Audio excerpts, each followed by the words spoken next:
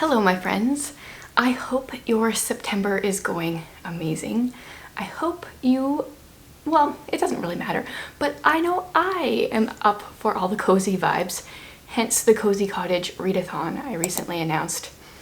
I hope you're up for the cozy vibes, but like, it's okay if you're not. I thought since I'm all about the cozy, I wanted to share my favorite cozy mysteries, recommend them to you, and then also share a few that are like on my radar, on my TBR. Some of these might end up on my TBR for the Cozy Cottage readathon. At this point, I have no idea what I'm going to read for that. I'll choose it a little bit closer to October, but I want to share some of my favorites. Hopefully get some recommendations from you guys as well. So when I'm thinking cozy mystery, I'm thinking like, not cringy. It's okay if you like the more like punny cozy mysteries. I think there's like so many baking ones. Some of them I've read have been totally okay, but for some reason some of them just make me cringe. It's okay if you like those. That's not my style. So my plan is to share ones that are not in that vein today. And I would love some recommendations that are cozy but not cringy. So a cozy mystery is generally a mystery, I would say often a murder mystery, because that's kind of like the more popular. But there's not a whole lot of like blood and gore. This is what keeps you away from more of the like suspense and thriller. It's the stuff has already happened. It's not super high stakes as we read. And then usually the detective, the person trying to solve the mystery, is not an actual detective. So I've got a variety to share here. We've got like some contemporary ones, some historical ones, some middle grade ones, a nice variety. A lot of these I've recommended quite a bit over the years because I love them so much. And if you like cozy books but not necessarily cozy mysteries, I also want to have a cozy book recommendation video coming up soon that doesn't include mysteries, but cozy mysteries are kind of like their own thing, I think. Well, I mean, we have to start with one of my absolute favorite series, and I should also say the nice thing about cozy mysteries is they usually are in a series. So if you like one, you usually have like 10 plus. They're usually pretty long series to binge on. One of my favorites, haven't stopped talking about since I read the first one, is The Unexpected Mrs. Polifax. If you've watched like any of my videos, I feel like I mention her almost in every single one. I just barely finished reading book 6, and I talk a little bit about it in my vlog, which will be up on my personal channel coming up later this week. So Mrs. Polifax, here in book 1, first chapter, she's in the doctor's office and she's telling the doctor that she just kind of feels like life is a little bit meaningless, purposeless. She's a little depressed. She just doesn't know what to do with her life really at this point. She's a widow, her kids are adults. She wants more than just, teas and garden club meetings. And so her doctor asks her a question, like, isn't there something that you've always wanted to do? Like maybe now is the time to do it. And she goes, oh yeah, there is. She'd always wanted to work for the CIA. So what does she do? She goes to the CIA building, which, I mean, I don't know if a person can really find that very easily. And through kind of some misunderstandings, gets hired to go on a mission. She is not a blundering spy or whatever she is. I call these like a cozy espionage, so like there is a mystery in it though, but she's not bumbling, she's really smart, but she comes across as so sweet and innocent, like who expects this old lady to be this spy or this handler or whatever she's doing. I love the series so much.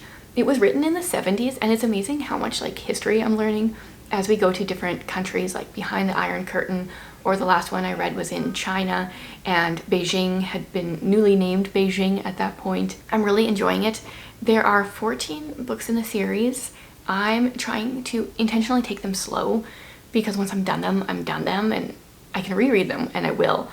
But I'm really just enjoying my time in the world with her. Highly recommend Mrs. Polifax.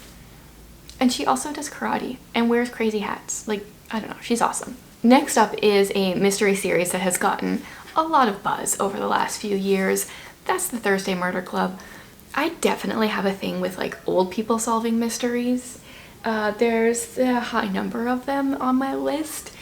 This one, we are set in a retirement village and we have, I don't know how many friends. Elizabeth, why can't I think of what's her name? Starts with a J. Joyce, Ibram, Ron. Am I missing someone? They solve a murder that happens in their retirement village.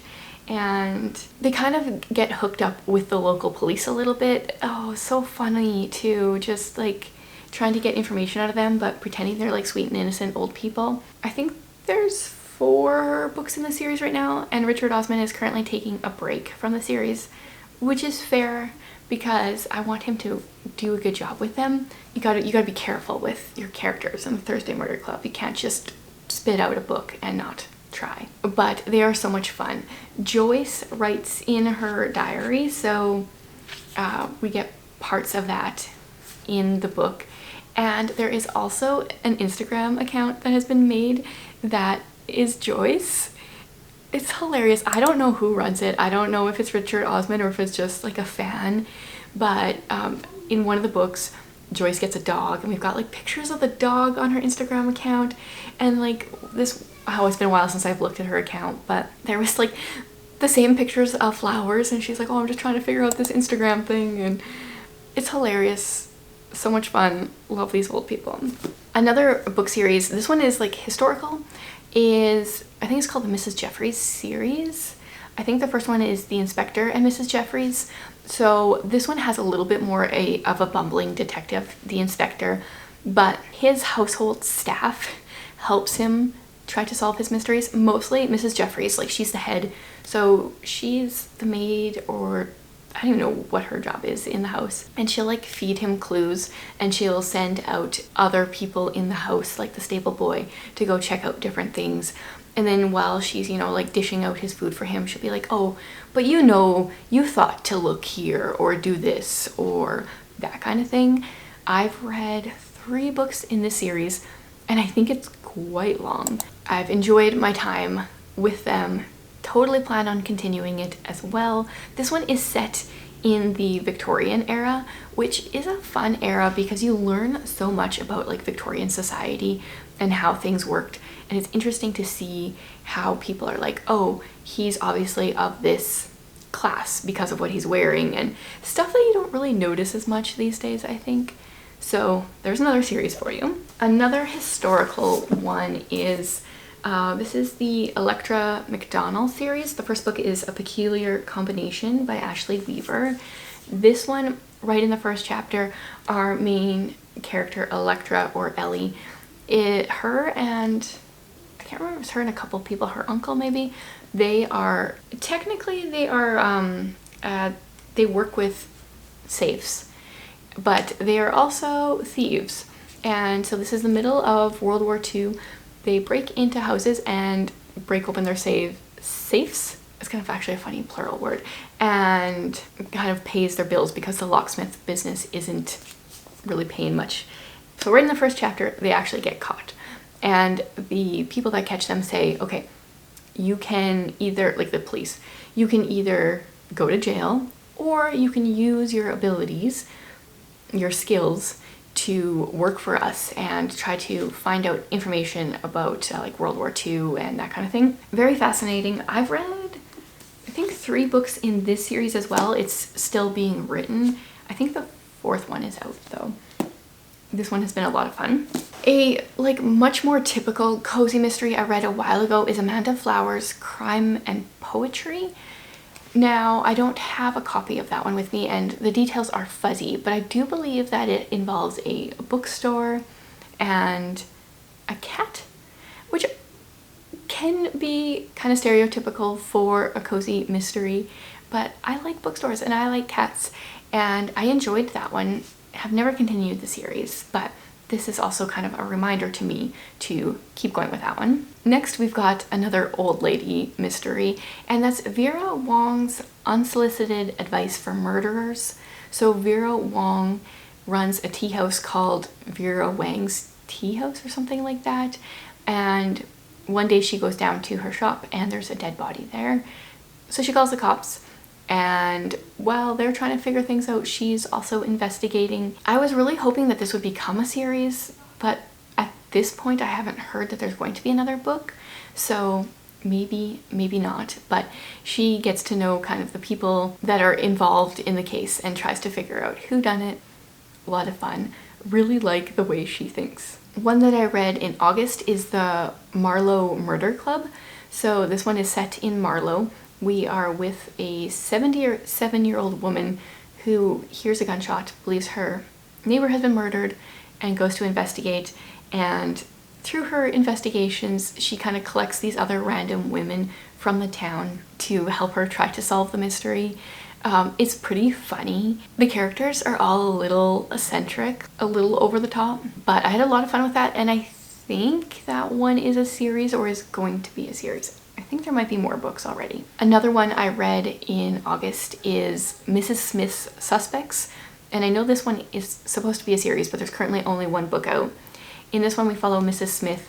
She is getting her hair done and she is pretty much blind, but she goes to the bathroom while her hair is setting or something, and she notices a funky smell in the cupboard, which I think is like the small room where they mix the dyes, and she prods what she thinks is a pile of towels with her cane and goes back to tell the hairdresser about it, and then it turns out this was actually a dead body. So we are with her for a few hours while the police come in. We're like locked room. We know one of the suspects is one of the people in the room, and Mrs. Smith uses her power of smell and hearing and general nosiness to solve the mystery. It was a lot of fun. You know from the beginning the 4 suspects because it's called Claude, Gord, Alice, and Maud. And so you know it's one of them. And I had no idea who it was until like we got really far into it, so that was fun. Okay, I have 2 middle grade ones that I wanted to add in here. We've got Aggie Morton, Mystery Queen. The first book is The Body Under the Piano. This is by Martha Jocelyn, and this is if Agatha Christie was a kid solving mysteries with her friend Hector, who is Hercule Poirot. We are set in 1902, and Aggie Morton is homeschooled like Agatha Christie was. Like there's a lot of Agatha Christie's history in here, which is fun, and we're like set in England in the early 1900s. The first one, obviously there's a body found under the piano. She's very nosy. What I like about this series is our cast of characters is actually introduced via portrait right in the beginning. So there's always 2 pages of all the characters, and one of them has done it, and it's just really cute. This series ends, I think there's 4 books, and unfortunately that's the ending.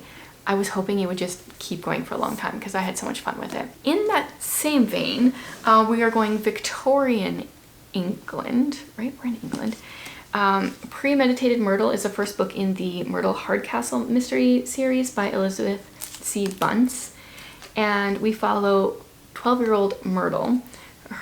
She lives with her father. Her mother has died, and her father is what?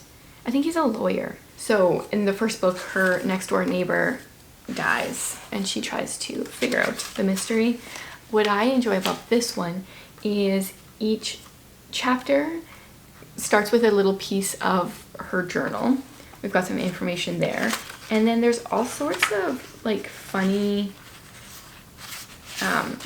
footnotes throughout. Some of them teach you about Victorian England, and some of them are just kind of funny. They don't really make sense out of context, but Myrtle is a lot of fun. And there's at least 5 books in this series. Not sure if it's still going or not. I have not read book 5. I've read the first 4. And now we are on to my TBR for Cozy Mysteries. I don't know much about these, so I'm kind of just going to tell you the titles. The one that I've heard the most good things about is called The Secret Book and Scone Society. This one is on Kindle Unlimited, so I think I'm gonna try to figure out in the next month or 2 how to add it to my TBR or to read it. I currently have a couple ebooks out from the library that are in the cozy mystery genre, and I don't remember where I heard about them or why. and I'm never getting to them. It's my attempt to read ebooks. I don't know how to include library ebooks in that. Like I just don't remember about ebooks. So I've got A Dark and Stormy Murder. I'll have these all linked below so you can look into them. Murder at the Mystery Suite. I know that one was recommended by someone. And then I think I got these ones from Shatona. Murder at the Spring Ball and Murder at Melrose Court. I think a lot of those are on Kindle Unlimited as well. So we'll see if I can get to them in the next like month or two. I feel like September and October are the like prime cozy mystery months, but maybe it will take me longer. So I would love to hear if you guys have any great cozy mystery recommendations, if you've read any of the ones I've talked about on my TBR or my recommendations. Yeah, just share them all below. I will probably grab a couple of those for my Cozy Cottage readathon. Whoa, there's a huge flock of geese flying right by my window. The geese have been on the move here since the beginning of September. I've really noticed it. So autumn is here. Thanks for joining me, and again, leave your recommendations below.